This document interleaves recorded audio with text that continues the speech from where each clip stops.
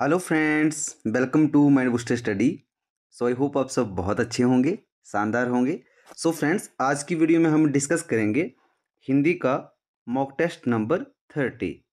इससे पहले कि हम वीडियो स्टार्ट करें, जो भी नए स्टूडेंट इस वीडियो में हमारे साथ जुड़ चुके हैं उनसे रिक्वेस्ट करूंगा कि प्लीज़ आप हमारे YouTube channel mind booster study channel को सब्सक्राइब कर लीजिए और साथ में बेल आइकन होगा उसे आप प्रेस कर लीजिएगा, ताकि इसी तरह की इन्फॉर्मेटिव वीडियो की जो नोटिफिकेशन है वो सबसे पहले आप तक पहुंच सके। तो बिना किसी देरी के हम स्टार्ट करते हैं आज का वीडियो। तो जैसा कि आप सबको पता ही, ये वैसे आपको एसपी पुलिस कांस्टेबल के लिए ही जो जैसे मॉक टेस्ट हैं वो तैयार किए गए हैं स्पेशली। और अगर हिंदी का कोई भी आपका ऐसा एग्ज़ाम होता है तो उसमें अगर आप इस मॉक टेस्ट को स्टार्टिंग से एंड तक पूरा देखते हो तो मैं श्योर हूँ कि आपका एग्ज़ाम से कोई भी क्वेश्चन छूट नहीं पाएगा, राइट। देन आपको पता है एक प्लेलिस्ट बना हुआ है फ्री मॉक टेस्ट हिंदी करके। इस मॉक टेस्ट से पहले वहाँ पे 29 जो मॉक टेस्ट हैं वो अपलोड हो चुके हैं। जिन स्टूडेंट ने अभी नहीं देखा है प्लीज़ एक बार वहाँ पे गो थ्रू कीजिएगा, राइट। देन आज की वीडियो का जो पहला हमारा क्वेश्चन है वो है निम्नलिखित में से सही विकल्प का चयन करें। तो आपको ऑप्शन दिए गए हैं, इसमें से आपने सही विकल्प का चयन करना है कि कौन सा विकल्प जो है वो सही है। तो जो फर्स्ट हमारे पास ऑप्शन है वो है वर्णों के समुदाय को वर्णमाला कहते हैं। देन ऑप्शन नंबर बी है ए जो है वो दीर्घ स्वर है। देन सी है ई जो है वो दीर्घ स्वर है। देन ऑप्शन नंबर डी आपके पास ए व सी दोनों। तो इसमें जो आपका करेक्ट आंसर हो जाएगा वो आपका ऑप्शन नंबर डी आपका करेक्ट आंसर हो जाएगा। ए और सी जो है वो दोनों करेक्ट हैं। क्या वर्णों के समुदाय को वर्णमाला कहते हैं, और ई जो है ना बड़ी ई वो दीर्घ स्वर है। तो आप मुझे कमेंट में बताएंगे कि जो ए है ना ये कौन सा स्वर है। स्वर के जो भेद हैं उनमें कौन से स्वर में जो है ए आता है। आई होप आप यहाँ तक समझे होंगे। देन बढ़ते हैं हम अपने नेक्स्ट क्वेश्चन की तरफ। नेक्स्ट क्वेश्चन है हमारा हिंदी व्याकरण की दृष्टि से ई, देन बड़ी ई और री, ये जो हमारे स्वर हैं, ये जो वर्ण हैं, ये ऑप्शन दिए गए हैं आपको। आपने पहचानना है कि ये पुल्लिंग है, स्त्रीलिंग है। पुल्लिंग और स्त्रीलिंग दोनों में आते हैं या इनमें से कोई नहीं। तो इसमें जो आपका करेक्ट आंसर हो जाएगा वो ऑप्शन नंबर बी आपका करेक्ट आंसर हो जाएगा। ये तीनों ही जो स्वर है हमारे या वर्ण हैं, ये तीनों क्या हैं, ये स्त्रीलिंग में आते हैं। देखो ये न्यू पैटर्न कह सकता हूँ मैं इस तरह के क्वेश्चन को। जो न्यू पैटर्न्स में अगर आपसे क्वेश्चन पूछा जाता है ना, अगर आपको जो एग्जामिनर है वो आपका जो क्वेश्चन है उनका जो लेवल है उसको अगर हार्ड करता है तो इस तरह से ही कुछ आपको क्वेश्चन वहाँ पे देखने को मिलेंगे। बट अगर आपका, मैं समझता हूँ कि अगर आपका बेसिक स्ट्रांग होता है ना, आपने बेसिक की चीज़ों को अच्छे से समझा होता है, तो फिर एग्जामिनर कहीं से भी क्वेश्चन डाले वो उसको आप जो है ईजिली कर लेते हो। और अगर आपने बेसिक की वीडियोज़ नहीं देखी हैं तो संपूर्ण हिंदी करके एक प्लेलिस्ट बना हुआ इसी चैनल के ऊपर, वहाँ पे आप इस वीडियो के बाद गो थ्रू कीजिएगा। वहाँ पे स्वर, व्यंजन, इसी तरह से जितने भी टॉपिक है ना हिंदी के, संज्ञा, सर्वनाम, विशेषण, क्रिया, अविकारी, विकारी शब्द, मुहावरे, लोकितियाँ, उन सब के ऊपर जो है बहुत ही डिटेल में मैंने वीडियोस जो है दे रखी हैं। तो एक बार वहाँ पे गो थ्रू कर लीजिएगा ताकि वहाँ से भी आपको हेल्प मिल सके। देन नेक्स्ट जो हमारा क्वेश्चन है, निम्नलिखित में से सही विकल्प का चयन करें। अब इस तरह से ही आपको जो है कुछ क्वेश्चन बनते हैं वहाँ पे। जैसे ऑप्शन नंबर ए है घ का उच्चारण स्थान ओष्ठ है। देन बी है आपका कंठ ध्वनि देवनागरी लिपि की वर्ण ध्वनि है। देखो कंठ ध्वनि है, साथ में कंठ जो ध्वनि है, ये पूछ रहा है कि, ये बोल रहा है कि देवनागरी लिपि की जो है ये वर्ण ध्वनि है। देन सी आपका उच्चारण में लगने वाले समय को मात्रा कहते हैं। अब देखो जो स्वर और व्यंजन की जो वीडियो है ना, इतना डिटेल में मैंने बताया हुआ इन सब चीज़ों को, तो जो पहले से हमारे साथ स्टूडेंट जुड़े हुए हैं वो एकदम से डी के ऊपर क्लिक करेंगे कि बी और सी जो दोनों सही हैं। अब देखो जो घ है ना, घ का उच्चारण स्थान क्या है, घ का उच्चारण स्थान कंठ है। क्या है, कंठ है। देखो आप बोलिए घ, खुद आप प्रैक्टिकल कीजिए, उससे आपको ज़्यादा हेल्प मिलेगी। होप यहाँ तक आप समझे होंगे। नेक्स्ट हमारा क्वेश्चन है ओरस का विलोम शब्द बताना है आपने। ये आपको ऑप्शन दिए गए हैं। ओरस, देखो औसत नहीं है, ये ओरस ही है। ओरस का विपरीत शब्द बताना है आपने। ऑप्शन है आपको औसत, देन आर्द्र या जारज या इनमें से कोई नहीं। मोस्ट रिपीटेड क्वेश्चन बोल सकता हूँ मैं इसको, मोस्ट रिपीटेड क्वेश्चन। और आपने अपनी आपकी जो नोटबुक है ना, मैंने बताया था आपको आपने नोटबुक लगानी है किस लिए, हिंदी के लिए। उसमें इसको नोट डाउन कर लीजिए। इसका करेक्ट आंसर होगा ऑप्शन नंबर सी, जारज। क्या होगा, जारज। आशा करता हूँ आप समझे होंगे। देन बढ़ते हम अपने नेक्स्ट क्वेश्चन की तरफ। उससे पहले बताना चाहूँगा कि वीडियो की डिस्क्रिप्शन में आपको ना एक हमारे व्हाट्सएप और टेलीग्राम इन सब चीज़ों का, जैसे इंस्टाग्राम भी है, इनका एक लिंक आपको प्रोवाइड करवाया गया है। इसमें ऐसा होता है कि जैसे वीडियोस की जो ये वीडियो मैं आपको करवा रहा हूँ, इसमें जो वीडियो की पीडीएफ है वो भी आपको टेलीग्राम के ऊपर मिल जाती हैं, और कुछ और चीज़ें हैं जो फ्री में आपको कंटेंट प्रोवाइड करवाया जाता है। अगर आप यहाँ पे ज्वाइन करेंगे तो वहाँ से आप बेनिफिट ले सकते हो। होप आप समझे होंगे। देन क्वेश्चन है हमारा, रुधिर का पर्यायवाची शब्द है लहू, रुद्र, रंग या इनमें से कोई नहीं।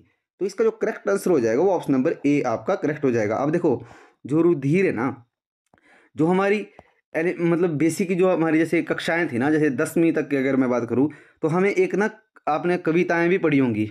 जो कविताएं थी ना, उनमें जो है वो रुधिर का वर्णन किया गया था, उसमें सॉरी रुधिर के बारे में बताया गया था वहाँ पे। तो उसमें जो है वो लहू से ही आता है, इसका जो अर्थ है ना, तो इसका पर्यायवाची हो जाएगा लहू।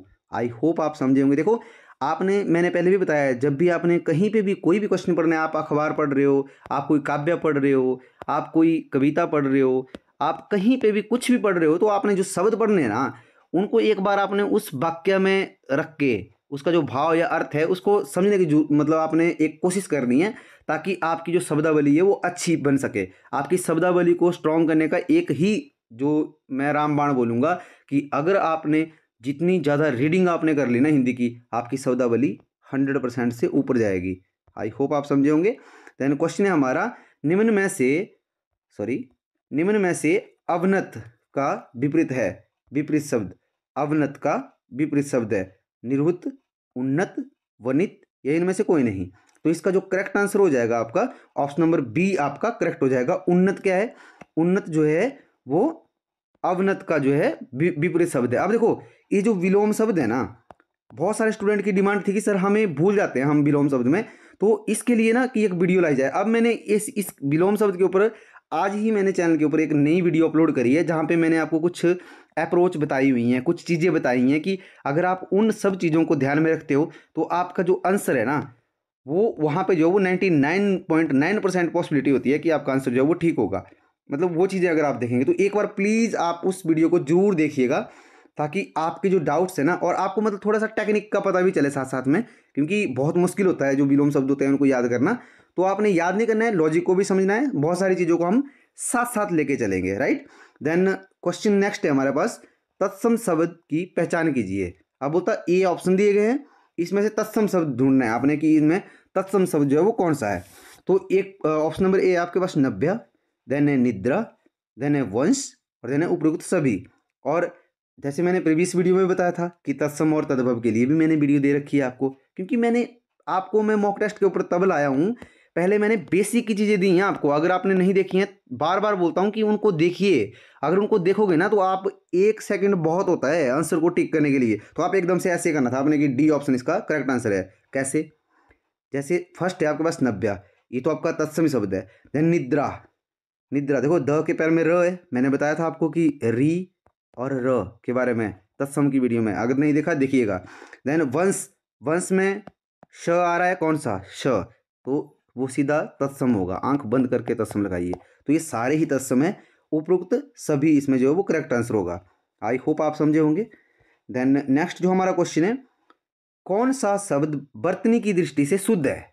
बोलते निरहंकारी, देन पैतृक, देन भास्कर या शोषक। तो देखो बहुत ही करीबी जो मैं अगर बात करूं तो बहुत ही क्लोज यहाँ पे जो है जो सारे ऑप्शन है वो दिए गए हैं, बट आपका करेक्ट आंसर होगा ऑप्शन नंबर ए, निरहंकारी करेक्ट आंसर हो जाएगा। पैतृक को ऐसे नहीं लिखते हम, आप मुझे कमेंट में बताएंगे कि पैतृक को किस तरह से लिखा जाता है, मैं आपके कमेंट का वेट करूंगा। बहुत सारे स्टूडेंट हैं जो हमारी जैसे जो भी आपको क्वेश्चन दिए जाते हैं उनका कमेंट करते हैं, मैं उनका थैंक्स करना चाहूँगा। और कुछ स्टूडेंट ऐसे बचते हैं कि वो वीडियो भी देखते हैं, वो लाइक भी नहीं करते हैं, साथ में वो कमेंट भी नहीं देते हैं, आप मतलब फीडबैक नहीं करते हैं। तो मैं आपसे रिक्वेस्ट करूँगा, क्योंकि ये आपके लिए ही है, अगर आप फीडबैक करेंगे तो जो आपकी क्वेरीज भी होंगी ना कुछ, वो भी हमें पता चलती है उससे, तो प्लीज़ आप ये कीजिएगा। देन नेक्स्ट हमारा क्वेश्चन है, बेमेल शब्द है। तो ये ऑप्शन 4 दिए गए हैं आपको, इनमें से 3 शब्द एक श्रेणी के होंगे, एक कोई ऐसा शब्द होगा जो अलग होगा, तो वो हमने पहचानना है। तो चलो डिस्कस करते हैं। बाजी, देन वातर, देन तुरंग, देन हय। तो इसका जो करेक्ट आंसर हो जाएगा वो ऑप्शन नंबर बी आपका करेक्ट आंसर हो जाएगा। वातर क्या है? वो एक डिफरेंट शब्द है। अब देखो बाजी, तुरंग और है, ये किस मतलब इनका अर्थ क्या होता है? जो बाजी, तुरंग और है, तो ये जो है वो सभी जो है ना, ये घोड़ा होता है ना, घोड़ा, घोड़ा, घोड़े के जो है ये क्या है? पर्यायवाची शब्द हैं। आई होप आप समझे होंगे। देन बढ़ते हैं हम अपने नेक्स्ट क्वेश्चन की तरफ। नेक्स्ट क्वेश्चन है हमारा, निम्न में कौन सा शब्द विशेष्य रूप में है? मतलब आपने विशेष्य पहचानना है कि कौन सा शब्द जो है वो विशेष्य है। ऑप्शन नंबर ए पाचक, देन पुरातन, देन प्रसूता, देन पेट। अब इसमें जो आपका करेक्ट आंसर होगा वो आपका ऑप्शन नंबर डी आपका करेक्ट आंसर हो जाएगा, पेट। पेट क्या है? पेट एक विशेष्य शब्द है। अच्छा, पेट अगर विशेष्य शब्द रूप में है तो इसका जो विशेषण होगा ना, विशेषण, विशेषण वो क्या होगा? ये आप मुझे कमेंट में बताइएगा। चलो मैं बता देता हूँ आपको। पेटू क्या होता है? पेटू, इसका विशेषण होता है पेटू। आई होप आप समझे होंगे। देन नेक्स्ट जो हमारा क्वेश्चन है वो है, हेतु किस शब्द का समानार्थी है? हल, प्रयोजन, अन्य या वित्त। तो इसका जो करेक्ट आंसर होगा ऑप्शन नंबर बी आपका करेक्ट हो जाएगा, प्रयोजन। देखो कैसे समझना है आपने, हेतु, मैंने समानार्थी और अनेकार्थी के बारे में बहुत ही डिटेल में वीडियोस बनाई हैं, पर थोड़ा सा मैं यहाँ पे बता देता हूँ, नए स्टूडेंट भी हमारे साथ जुड़े हुए हैं। देखिए हेतु का प्रयोजन में कैसे, जैसे हम बोलते हैं ना कि किसी कार्य हेतु, किसी कार्य हेतु ये सभी चीज़ें की गई हैं, मतलब कार्य हेतु ये सभी चीज़ें की गई है। मैंने एक वाक्य बनाया कि किसी कार्य हेतु ये सभी चीज़ें की गई है, तो कार्य हेतु की गई है ना, तो कार्य के प्रयोजन के लिए, कार्य के प्रयोजन के लिए की गई हैं। तो एक ही अर्थ निकल के आ रहा है ना का, कि कार्य के प्रयोजन के लिए या कार्य हेतु। तो आई होप आप समझे होंगे जो मैं आपको समझाने की कोशिश कर रहा हूँ। देन बढ़ते हम अपने नेक्स्ट क्वेश्चन की तरफ।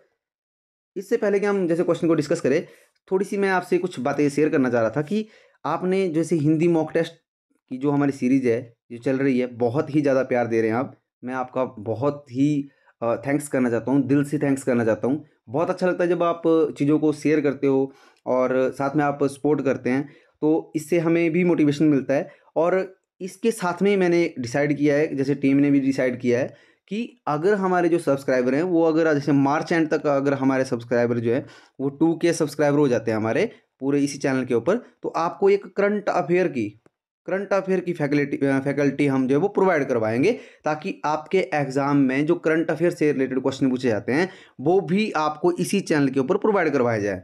तो मैं आपसे रिक्वेस्ट करूंगा कि प्लीज़ आप जो भी हमारी वीडियोस देखते हैं उन सभी वीडियोस को शेयर कीजिए, ताकि उससे जो है हमारे सब्सक्राइबर भी हमारे इंक्रीज़ हों, और साथ में आपकी जो करंट अफेयर की फैकल्टी होगी और बहुत सारी फैकल्टीज़ हैं, वो सारी फैकल्टीज़ आपको जो है वो प्रोवाइड करवाई जाएंगी। आई होप आप ये समझे होंगे।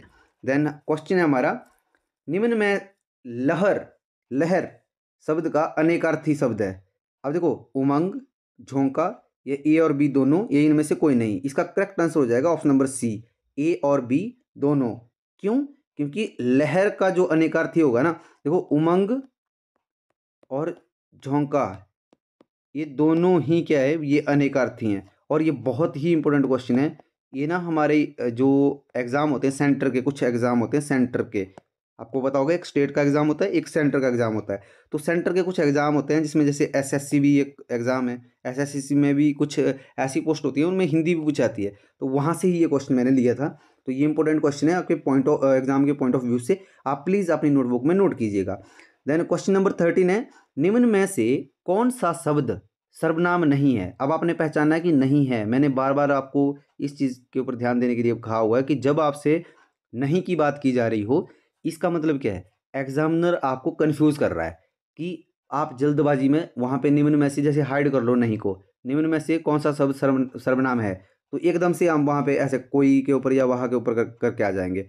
ऐसा हम नहीं करेंगे। क्यों? क्योंकि मैंने आपको बताया है क्वेश्चन को हमें पूरा ध्यान से बहुत ही आराम से पढ़ना है। तो इसमें पहचानना है कि कौन सा नहीं है। देखो फर्स्ट ऑप्शन है 5 गुना, देन वह, कोई और उसने। देखो वह, कोई और उसने ये तीनों ही सर्वनाम है। देन जो 5 गुना है ये हमारा सर्वनाम नहीं है, तो ये हमारा करेक्ट आंसर है। आप मुझे बताएंगे कि कोई जो है वो कौन से सर्वनाम में आता है, सर्वनाम के भेद में कौन से सर्वनाम के भेद में आता है, बहुत डिटेल में मैंने बताया आपको। आप मुझे कमेंट में बताएंगे। मैंने आपसे प्रॉमिस किया था ना कि आपका जो रिवीजन है उसको भी मैं साथ साथ लेके चलूँगा, तो आप मुझे कमेंट करेंगे, मैं वेट करूँगा। और जो भी ऐसे स्टूडेंट है अभी जो हमारे साथ जुड़े हुए हैं जिन्होंने हमारे चैनल को सब्सक्राइब नहीं किया है, मैं प्लीज़ रिक्वेस्ट करूँगा, प्लीज़ आप सब्सक्राइब कीजिए और साथ में बेल आइकन होगा उसे प्रेस कर लीजिएगा, ताकि इसी तरह की जो न्यू वीडियो आएंगी उनकी जो नोटिफिकेशन है वो आप तक पहुंच सके। देन क्वेश्चन की तरफ आते हैं। क्वेश्चन नंबर 14 है, हाय मुझे क्या हो गया। वाक्य है कि हाय मुझे क्या हो गया। वाक्य का प्रकार पहचानना है आपने कि कौन से प्रकार का वाक्य है। क्या ये संकेतवाचक है, क्या ये विस्मयवाचक है, ये संदेहवाचक है, या ये विधिवाचक है।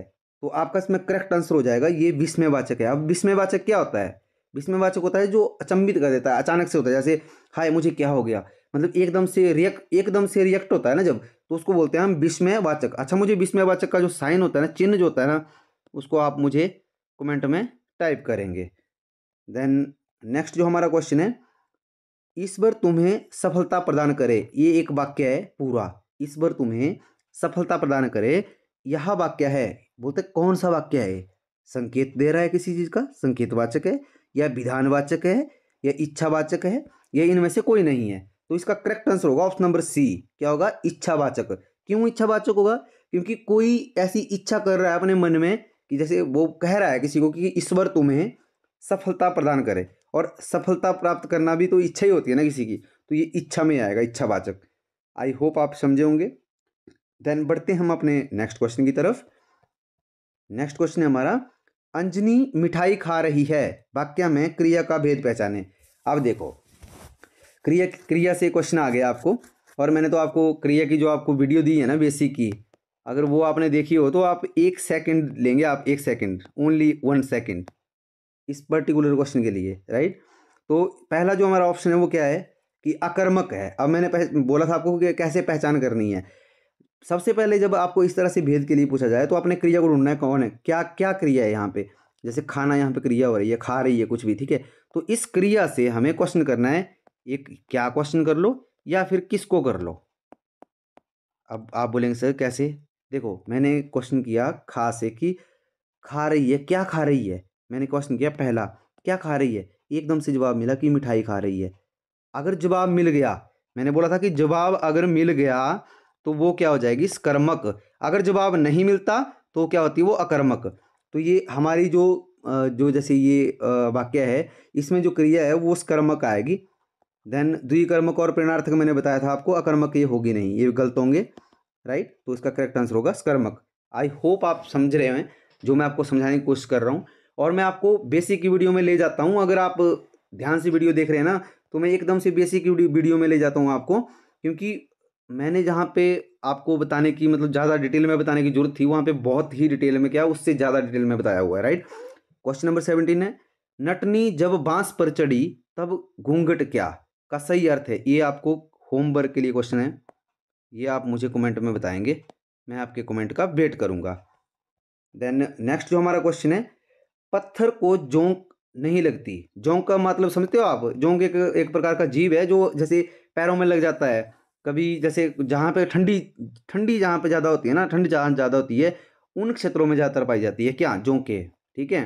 तो ये एक बार अगर लग जाती हैं बहुत ही मतलब खतरनाक होती हैं। लाइक जैसे अगर लग जाती है ना तो ये मर के चली जाएंगी, वो छूटती नहीं है, बहुत मुश्किल से छूटती हैं। तो इसका अर्थ क्या है? निर्दय व्यक्ति में दया नहीं होती, या पत्थर बहुत मजबूत होता है, या जोंक कभी पत्थर में नहीं लगती, या निर्दयी व्यक्ति दयाशील भी होता है। तो इसका करेक्ट आंसर होगा ऑप्शन नंबर ए। निर्दय व्यक्ति जो होता है उसमें दया नहीं होती है, दया का भाव नहीं होता है, वो विनम्र नहीं होता है। क्या नहीं होता? विनम्र नहीं होता, उसमें नम्रता नहीं होती है, वो कठोर हृदय वाला होता है। आई होप समझे होंगे। देन नेक्स्ट जो हमारा क्वेश्चन है वो है, अरण्यरोदन मुहावरे का अर्थ है। मोस्ट रिपीटेड क्वेश्चन और मोस्ट फेवरेट क्वेश्चन है एग्जामिनर का। अगर मैं बात करूं तो एग्जामिनर का फेवरेट क्वेश्चन है, अत्यधिक रोना, व्यर्थ में रोना, व्यर्थ विलाप, या इनमें से कोई नहीं। तो आपका करेक्ट आंसर होगा इसमें ऑप्शन नंबर सी, व्यर्थ विलाप। देखो, रोदन का अर्थ इसमें किस चीज से आ रहा है ये आप समझ रहे होंगे, अरण्यरोदन, तो इसका करेक्ट आंसर होगा व्यर्थ विलाप। होप आप समझ रहे होंगे। देन आज की वीडियो का हमारा last question, last but not list, Ramcharitmanas जो रचना है ना, बोल रहा है कि किस रचनाकार ने लिखी थी। तो ऑप्शन है आपके पास, Madhurima, then Kutban, then Tulsidas, then Jayasi. तो इसका जो करेक्ट आंसर हो जाएगा वो ऑप्शन नंबर सी आपका करेक्ट आंसर हो जाएगा। रामचरितमानस जो है वो किसने लिखी थी? वो तुलसीदास जी की रचना है। आई होप आपको ये वीडियो पसंद आया होगा। वीडियो आपको कैसा लगा है प्लीज़ हमें कमेंट में बताइएगा, और साथ में अगर आपका कोई सजेशन होता है तो आप हमें उस सजेशन को भी बताइए, ताकि हम उसके ऊपर भी कुछ प्रयास करें कि जो आपके लिए चीज़ें सही हैं और आप जिनको चाहते हो वो चीज़ें आप तक जो है वो पहुँचे। और इसी चैनल के ऊपर जैसे मैंने बताया था आपको, जीके का भी हमारा एक मतलब प्लेलिस्ट, एक क्या हमारी बहुत सारी प्लेलिस्ट चली हुई है। एक तो उड़ान सीरीज चली हुई है अगर मैं बात करूं, साथ में जीके का उसमें जो जनरल नॉलेज की अगर मैं बात करूं तो उसके ऊपर भी किरण मैम वीडियोस दे रहे हैं, बहुत ही अच्छे से मैम पढ़ाते हैं। जैसे 4 ऑप्शन है, मैं बार बार बोलता हूँ कि सभी ऑप्शंस को बहुत ही अच्छे तरीके से खोलते हैं वो, उनकी हिस्ट्री तक आप पता कर सकते हो। तो मैं आपसे रिक्वेस्ट करूंगा कि जिस तरह से आप जो फ्री हिंदी मॉक टेस्ट हमारी जो प्लेलिस्ट है उसको प्यार दे रहे हैं, कि आप एक बार प्लीज़ यहाँ पे भी विजिट कीजिए, उड़ान सीरीज के ऊपर विजिट कीजिए। जब आप एक वीडियो देखेंगे ना, मैं आपको प्रॉमिस कर रहा हूँ, आप खुद बोलेंगे कि आपके जो डाउट्स हैं ना, वो पूरे डाउट आपके ख़त्म हो चुके हैं। और अगर किसी स्टूडेंट ने अभी तक हमारे व्हाट्सएप ग्रुप या टेलीग्राम, इंस्टाग्राम को जैसे ज्वाइन नहीं किया है, तो डिस्क्रिप्शन में लिंक है वीडियो के, आप जैसी वीडियो मतलब डिस्क्रिप्शन में जाएँगे, वहाँ से आप जो है एक बार प्लीज़ वहाँ से ज्वाइन कर लीजिएगा, ताकि आप तक जो जैसे आपके लिए ज़रूरी कंटेंट है वो आप तक पहुँचे, आप उससे स्टडी करें। तो आज की वीडियो में इतना ही, मिलते हैं नेक्स्ट वीडियो में, तब तक आप अपना ध्यान रखिए, स्वस्थ रहिए। जय हिंद, जय हिमाचल। Thank you.